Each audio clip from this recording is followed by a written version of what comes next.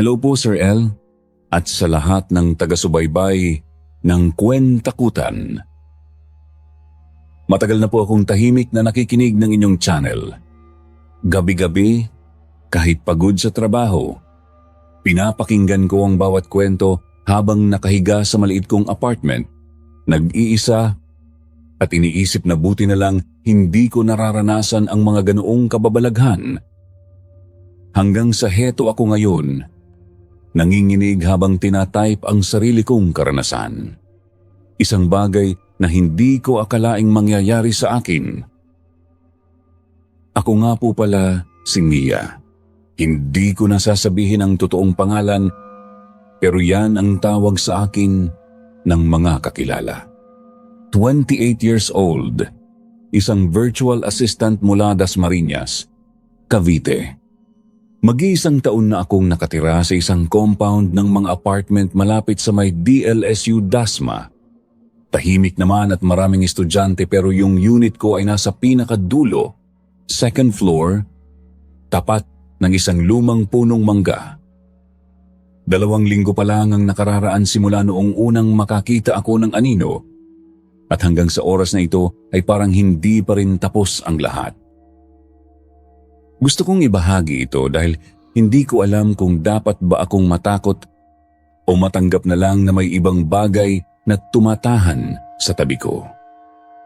Baka sakaling may makapagbigay ng linaw o kaya may nakaranas na rin ng ganito. Sana paniwalaan niyo ako dahil lahat ng sasabihin ko ay totoong nangyari. Kahit ako mismo, ilang araw kong kinukumbinsi ang sarili na baka guni-guni lang. Hindi ako yung tipong madaling maniwala sa multo. Lumaki akong praktikal, produkto ng hiwalay na magulang, at mas piniling magtrabaho agad kaysa umasa. Kaya noong makuha ko tong trabaho bilang VA sa isang kliyente sa US, desidido akong maging independent. Maayos ang apartment ko, isang kwarto, sala na may maliit na kusina at banyo. Payak lang, pero komportable. Si Jay, ang boyfriend ko na mahigit 3 taon ko ng karelasyon, ay nagtatrabaho sa Makati at kadalasan tuwing weekend lang pumupunta rito. May sarili siyang susi, kaya minsan bigla-bigla na lang siyang dumarating. 2 linggo bago magsimula ang lahat, nagkaroon kami ng maliit na pagtatalo. Hindi seryoso, tungkol lang sa schedule. Pero pareho kaming matigas ang ulo. 1 linggo kaming hindi nagkita. Kaya noong gabing yun, Sabado, kumpiyansa akong wala siya. Magla-alas 12 na ng hating gabi. Naka-night shift ako dapat pero day off ko. Kaya nakahilata lang sa kama, walang ilaw, nag-scroll sa TikTok. Pinapanood ko yung mga walang kwentang video, prank, pagkain, tapos biglang may lumabas na tungkol sa signs na may mumu sa bahay mo. Natawa ako at iniskip. Madilim sa kwarto. Sarado ang kurtina, pero may kaunting liwanag mula sa streetlight sa labas na sumisilip sa gilid. Ang kama ko nakapuwesto ng pahaba. Ang ulo ko nasa may pader, ang mga paa ko nakaturo sa pintuan ng kwarto. Mula sa kinahihigaan ko, kita ko ang pintuan at sa kaliwa nun, ang daanan papuntang maliit na kusina. Sanay na ako sa dilim. Wala naman akong ikinakatakot. Habang nag-i-scroll, may napansin ako. Galaw sa may paanan ng kama. Sa peripheral vision ko lang, sa dulong bahagi ng paningin, may naglalakad. Isang figura, dahan-dahan, mula sa may pintuan papunta sa dulo ng kama kung saan nakaturo ang mga paa ko. Hindi mabilis, hindi rin mabagal. Normal na lakad na para bang may pumasok at dumaan lang. Ang una kong naisip, si Jay. Sigurado akong siya yun. Bigla ang umuwi, tahimik na pumasok at sinusubukan akong takutin. Kung tutuusin, gawain niya yun. Mahilig siyang manakot, tapos tatawa ng malakas pag nasigawan ko siya. Kaya tinawag ko ang pangalan niya, tinanong kung mananakot ba siya.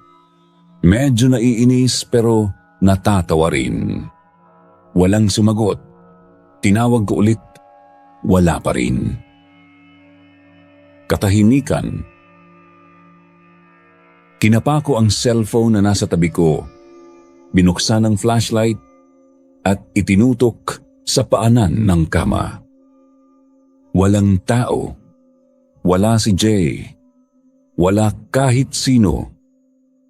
Ang pinto ng kwarto nakasara. Ang susi niya wala sa usual na lagayan. Wala siyang bag, walang sapatos sa may pintuan. Tumayo ako, binuksan ang ilaw at chinek ang buong apartment. Locked ang main door. Pati bintana sa kusina nakasara. Walang tao kundi ako. Kinilabutan ako pero sinubukan kong mag-rationalize. Sinabi ko sa sarili kong pagod lang siguro ako. Madilim ang kwarto, nakatitig sa maliwanag na screen. Natural lang na magkaroon ng optical illusion. Yung tawag nila floaters o anino mula sa peripheral vision. Tinawanan ko ang sarili ko at bumalik sa kama. Pero hindi ako matahimik. Iba yung pakiramdam. Yung nakita mo talaga, hindi lang inisip. Iba ang bigat ng presensya kumpara sa imagination. Kaya ginawa ko ang hindi ko karaniwang ginagawa. Kinausap ko ang sarili ko at ang kung anuman yung nandun. Nagpasalamat ako ng mahina sa pagpapakita. Nakahiga pa rin, dilat ang mga mata sa dilim. Hindi ko alam kung bakit ko sinabi yun. Parang natural na lumabas, na parabang may kausap akong bisita. Sinabi ko sa hangin na kung nandito man siya, salamat, pero sana malaman ko kung totoo siya. Kung nagkakamali lang ako, okay lang din. Huminga ako ng malalim. Katahimikan pa rin. Humiga ako ng patagilid, nakaharap sa pader para hindi ko na makita ang anino kung sakaling bumalik. Tapos may nangyari. Yung TikTok video na nakapause sa cellphone ko, na nakalapag sa kama sa tabi ko, bigla na lang nag-play ng mag-isa. Hindi ko napindot. Hindi naka-autoplay. Naka-pause talaga yun. Matagal na. Pero biglang umandar. Isang video tungkol sa babaeng gumagawa ng DIY na sabon. Boses niya, malinaw, sumisira sa katahimikan ng kwarto. Tumayo ang balahibo ko sa batok. Kinausap ko ulit ang sarili ko. Kinikilala na narinig niya ako. Kung senyales yun, tinanggap ko na lang ng may pasasalamat. Wala na akong nagawa kundi humiga ulit. Pinatay ko ang screen ng cellphone, isinantabi. Dilim ulit. Pumikit ako, pero hindi ako makatulog. Gising na gising yung sistema ko. Parang may mali. Ang katawan ko, nakahiga ng maayos, pero yung dibdib ko, mabigat. Parang may nanunood. Alam niyo yung pakiramdam na may ibang tao sa kwarto? Hindi mo kailangang makita. Hindi mo kailangang marinig. Ramdam mo na lang. Yung pressure sa hangin, bahagyang nagbabago. Yung katahimikan, nagiging mas mabigat. Paulit-ulit kong idinilat at ipinikit ang mga mata ko. Dilat, dilim, ang kisame, ang bentilador na nakatigil. Pikit, itim, sarili kong hininga. Dilat ulit, wala pa rin. Pero sa tuwing nasa peripheral vision ko, may kung anong gumagalaw. Nang mga bandang ikatlo o ikaapat na dilat ko, nakita ko na naman. Isang madilim na anino. Oras na ito ay lagpas sa may kusina. Mula sa may refrigerator, dumaan sa maliit na pasilyo. Papuntang banyo. Hindi huminto. Naglakad lang. Hindi ko maaninag ang mukha, walang detalye. Purong itim na hugis tao. Mas maitim kaysa dilim ng apartment. Napangiti ako. Nakakatawa kasi sa puntong yun, hindi na ako natakot. Parang nanlaban ang utak ko sa takot at ginawang curiosity. Ilang segundo lang yung takot, tapos napalitan ng isang uri ng kapanatagan. Isipin mo, nakakita ako ng isang bagay na madalas ay sinasabi lang ng iba. Ako mismo, nasaksihan ko. Pero mabilis ding bumalik yung kaba. Kinausap ko ulit yung presensya, mas malakas na oras na ito. Sinabi kong hindi ko tinatanggap ang masamang enerhiya. Kung may masama siyang balak, hindi siya welcome sa bahay na to. Ang mabuting layunin at kapayapaan lang ang tinatanggap ko. Kung wala siyang mabuting hangarin, umalis na siya. At nagpasalamat ulit ako sa pagpapakita. Pagkatapos kong sabihin yun, para akong napagod ng sobra. Bumigat ang talukap ng mga mata ko. Humiga akong mabuti, nakatalikod, at pumikit na. Ilang minuto ang lumipas. Gising pa rin ako, nakapikit lang, pero nakakaramdam. Saka ko narinig. Isang bulong. Hindi salita. Hindi malinaw. Tunog na parang may dalawang tao na nagbubulungan sa malayo, pero nasa loob ng kwarto. Paulit-ulit, mahina, garalgal. Tunog na parang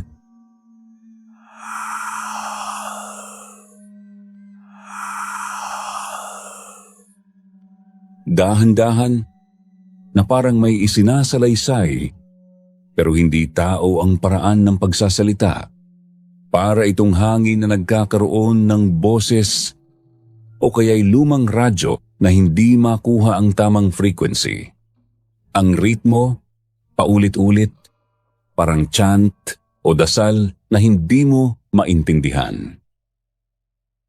Nakapikit ako, nakatigil, pinapakinggan ang bawat pantig. Ramdam ko yung vibration nito sa hangin, sa unan, sa loob ng tenga ko. Hindi ko alam kung nasa isip ko lang ba yun, pero gising na gising ako. Hindi pa naginip, hindi antok.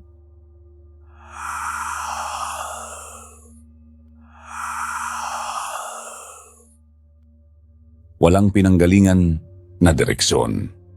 Hindi galing sa labas ng bintana, hindi galing sa kusina. Nasa loob, nasa paligid ko. Nanatili akong nakapikit. Hindi ko alam kung ilang minuto yon. 5, 10, parang walang hanggan. Hanggang sa unti-unting humina, hanggang sa tuluyang nawala. Nang maglakas loob akong imulat ang mga mata, wala na. Liwanag ng streetlight, anino ng punong mangga sa kisame, katahimikan. Pero yung bulong nanatili sa isip ko. Hindi ko makalimutan ang tunog. Hanggang ngayon, pagtahimik ang gabi, naririnig ko pa rin. Mahina, malayo, pero nandyan. Kinabukasan, Tinawagan ko si Jay. Hindi ko sinabi agad ang detalye. Nagtanong lang kung may napansin siyang kakaiba sa apartment. Wala naman daw. Simpleng sagot, kaya hindi ko na pinilit.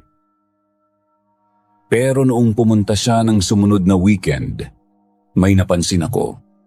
Habang nagluluto ako ng sinigang sa kusina, nakatayo siya sa may pintuan ng kwarto, nakatitig sa may paanan ng kama. Matagal siyang nakatigil, parang may binabasa sa ere. Tinanong ko siya kung okay lang siya. Lumingon siya, ngumiti, pero iba yung ngiti. Parang pinipilit. Sinabi niyang okay lang, wala raw yun. Hindi ko na pinilit, pero noong gabing yun, habang magkasama kaming natutulog, nagising ako ng mga 1:00 ng madaling araw. Si Jay, gising. Nakatingin sa kisame. Nagtanong ako kung bakit gising pa siya. Sagot lang niya, may narinig lang daw siya. Hindi ko na tinanong kung ano, kasi alam ko na. Kinausap ko si Aling Lusing, yung matandang labandera na nakatira sa baba ng compound. Matagal na siyang nakatira sa lugar na to bago pa itayo yung mga apartment. Nang ikwento ko sa kanya yung anino at yung bulong, tumahimik siya tapos umiling. Ikinwento niya sa akin na dati raw itong lupain ng mga punong mangga at may isang malaking balete noon sa may bandang likod. Bago pa magkaroon ng compound, may nakatirang matandang babae rito, mag-isa sa isang kubo. Siya raw ang tagapag-alaga ng puno. Noong pinatag ang lupa para tayuan ng mga gusali, lumaban siya. Pero natalo. Umalis daw siya, pero sabi ng mga matatanda, hindi talaga siya umalis. Naiwan daw ang kanyang presensya. Galit o malungkot o nagbabantay pa rin. Tinanong ko kung may pangalan siya. Hindi raw niya alam.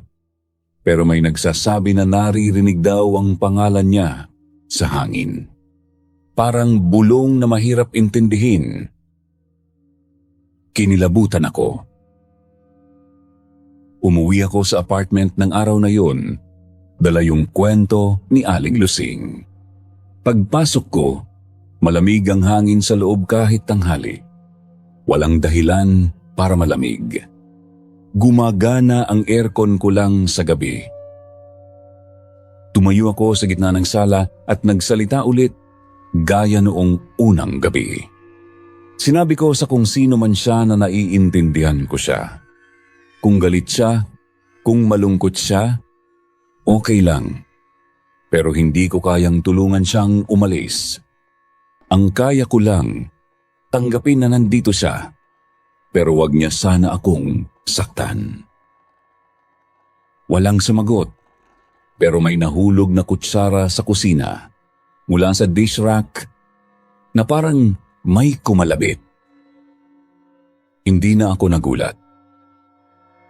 Magdadalawang linggo na ang nakalipas mula noong mga pangyayaring yon. Narito pa rin ako sa apartment. Hindi ko alam kung nandito pa rin siya. Nararamdaman ko paminsan-minsan, pero wala nang bulong, wala nang malinaw na pagpapakita.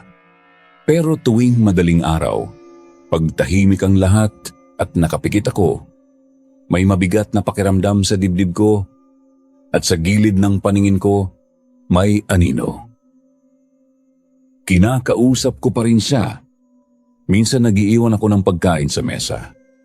Hindi dahil naniniwala akong kakainin niya, pero bilang alay, parang respeto na lang sa kung anuman ang nanirahan dito. Hindi ko alam kung itutuloy ko pa ang pananatili rito, pero sa totoo lang, hindi ko na siya kinakatakutan gaya noong una. Parang kasama ko na lang siya. Hindi mo ba maiisip, paano kung may mga bagay na mas gustong makitilang katahimikan kaysa mabuhay mag-isa? Baka yun lang yun. Salamat po sa pagbibigay ng espasyo para sa mga ganitong kwento. Sana makatulong ito sa iba na nakararanas ng kakaiba para malaman nilang hindi sila nag-iisa.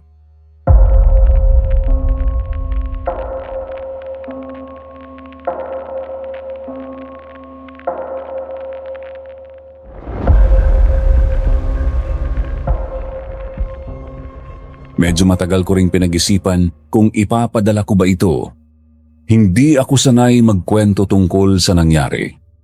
Pero tuwing gabi na hindi ako makatulog, naisip kong baka may saysay din kung ibabahagi ko.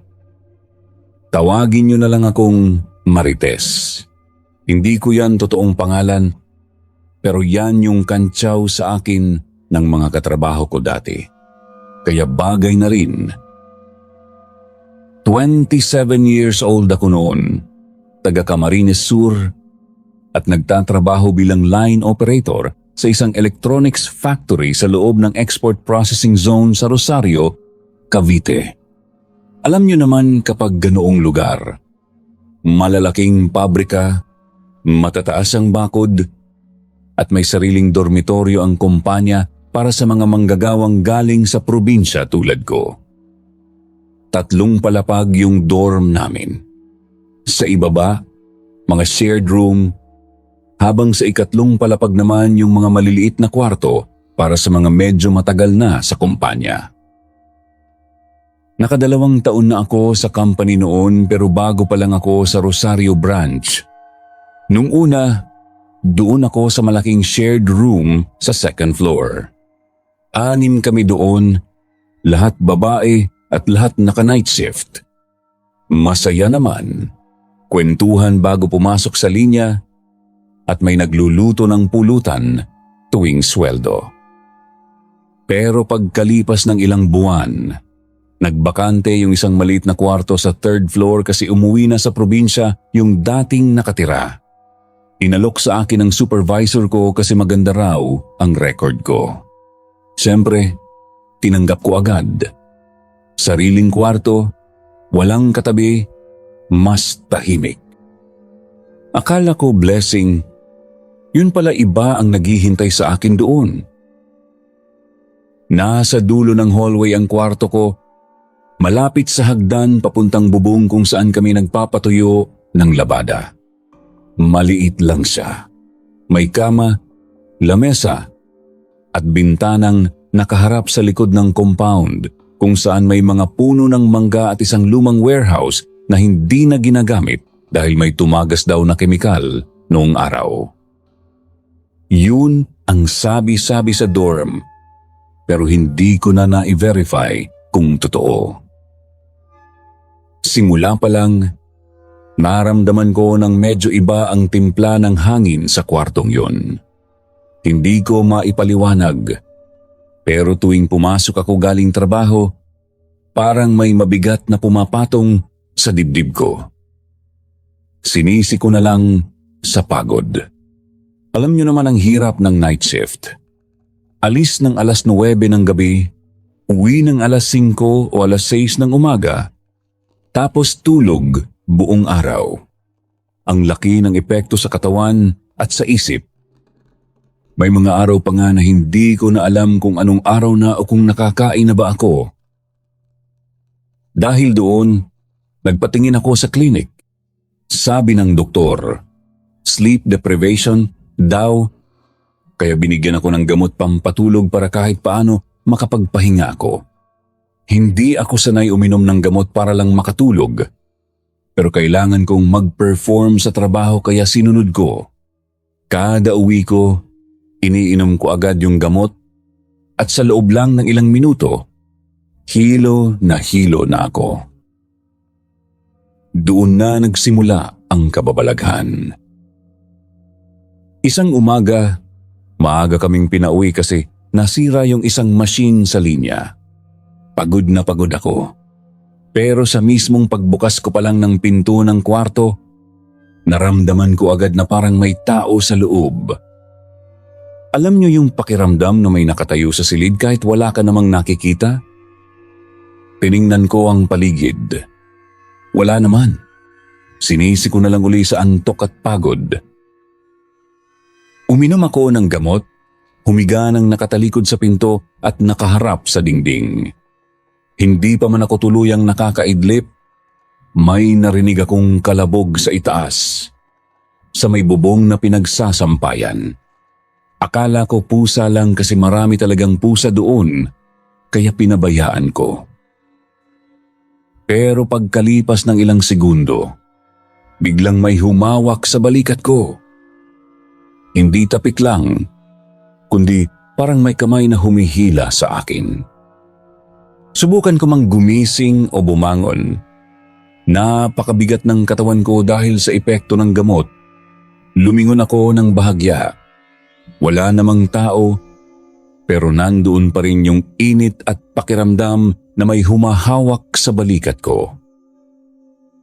Kinabukasan, ikinuwento ko yun kay Ate Baby, isa sa mga mas nakakatandang katrabaho ko. Sabi niya, "Ay, huwag mo nang pansinin yan. Baka naiipit ka lang. Yun ang tawag namin sa sleep paralysis."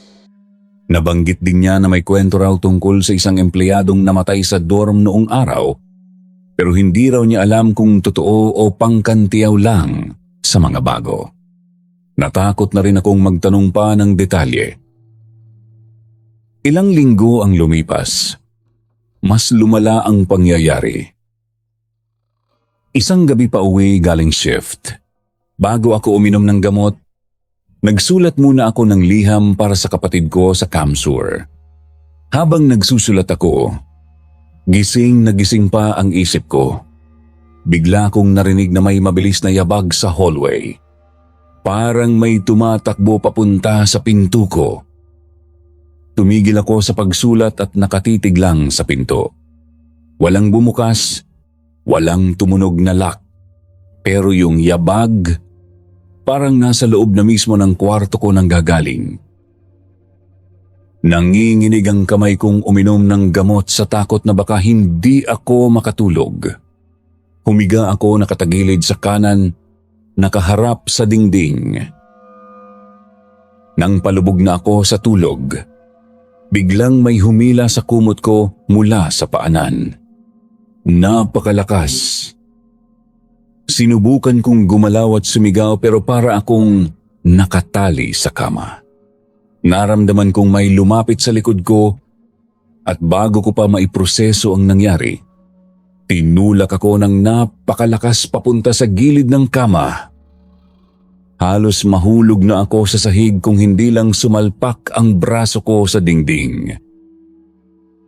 At kasabay noon, narinig ko ang isang napakalakas na sigaw sa mismong tainga ko. Parang gumuhit sa loob ng ulo ko. Hindi ko alam kung boses ng lalaki o babae, basta napakalakas. Siguro mga 10 segundo yun.